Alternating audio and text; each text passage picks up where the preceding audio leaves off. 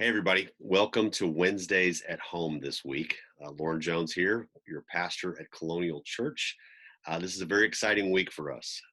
We have been waiting for 9 weeks, thought it might be a lot longer before we could reopen our campus, but this Sunday we're reopening our campus, and I'm eager to share some things with you tonight that'll shed some light on what to expect. Before we get into some details, though, I want to share my heart with you. I think this is a really hard time for us as a culture, certainly as a community and as a faith family. I think we are all over the map. I think we all know that. We're all over the map on how cautious, maybe even fearful, but maybe even just in a wise, prudent way. We're cautious and we're a little less inclined to be in each other's space. We want to be patient. We want to let things play out a little longer.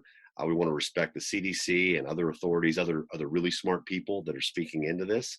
And there's people on the other end of things that you're so done with this, right? You're so done, maybe even questioning the validity of some of the concerns. And you're just a whole lot more comfortable being around people. You're going out to eat already. You're going back to the gym. You're getting your hair cut. We're all over the map on this. My family's all over the map. Our elders, 5 elders, are all over the map. That's okay. That's okay. I want to say that again. That's okay. We are still the church. We are still a family. And so, what I want you to hear me say this evening is, no matter where you are in your personal feelings, I want to validate that. I want to say, good for you, and let's keep praying. Let's keep reading. Let's keep talking to each other. I also want to say how you love everybody else on this continuum really matters. How we as a church respond in these confusing times of reopening and trying to reassess daily how things are and respond to the news. How we do this together is has everything to do with love over fear.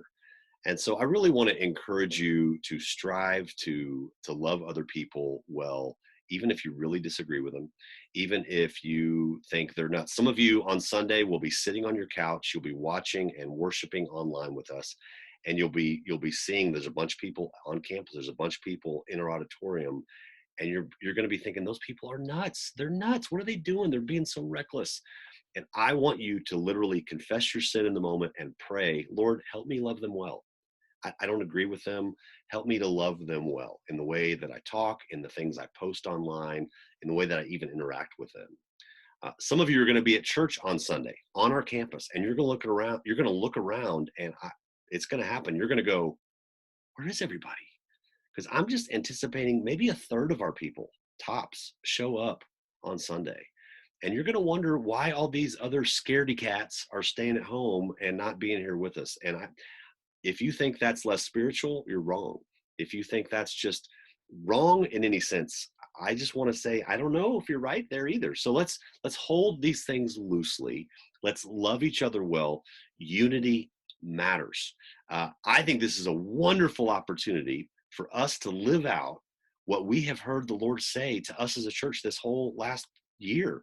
We have heard the Lord say, your mission, Colonial Church, your mission is to make disciples. Spread the word, spread the gospel of Jesus, invite people into the kingdom, make disciples who unite the city of Wichita Falls and impact the world. Unity, uniting our city, being one church, loving our neighbors really well is central to the mission of Colonial Church. So how we love each other and how we model that kind of unity really matters. Let's do that well. I want to read one verse. This is from John 17. We go here a lot because it's the words of Jesus. He prayed for you and for me. He said, I'm praying for other disciples of Jesus, other Christians that are going to come down the line. That's us. He says, I pray that they will all be one, just as you and I are one. He's talking to God the Father. Just as you, Father, and I are one, I pray that they will be one. As you are in me, Father, and I am in you. Then later in verse 23 of John 17, he says, I am in them, that's us, and you are in me. May they, that's us, experience such perfect unity that the world will know that you sent me and that you love them as much as you love me. He's just saying unity matters. Our oneness matters. It's central to the heart of God. Later, he says, hey, or actually, I think earlier, I think it's John 13, Jesus says, the way the world's going to know that they're my people is the way they love each other. Let's love each other really well. Having said that, let's get into the nitty gritty of what to expect here on campus on Sunday and in subsequent weeks, probably. Chad Ashcraft, one of our elders, joined me at the church early this morning, and we made a goofy little video. I hope it's really helpful to you. Enjoy Wednesdays at home. Love you guys.